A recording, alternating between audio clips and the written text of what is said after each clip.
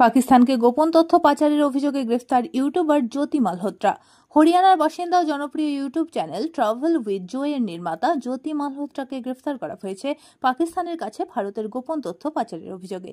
তার সঙ্গে আরও 5 জনকে গ্রেফতার করা হয়েছে, যারা পাঞ্জাব ও হরিয়ানার বাসিন্দা এবং পাকিস্তানি এজেন্টদের সঙ্গে কোনো না কোনোভাবে যুক্ত ছিলেন। তদন্তে উঠে এসেছে 2023 সালে জ্যোতি মালহোত্রা পাকিস্তান সফরে গিয়ে দিল্লিতে পাক হাই কমিশনের কর্মী এহসান উল রহিম ওরফে দানিশের সংস্পর্শে আসেন। দানিশের মাধ্যমেই তার পরিচয় হয় পাকিস্তানের একাধিক গোয়েন্দা সংস্থার সঙ্গে। হোয়াটসঅ্যাপ, স্ন্যাপচ্যাট ও টেলিগ্রামের মতো মেসেজিং অ্যাপে তিনি পাক হ্যান্ডেলারদের সঙ্গে নিয়মিত যোগাযোগ রাখতেন।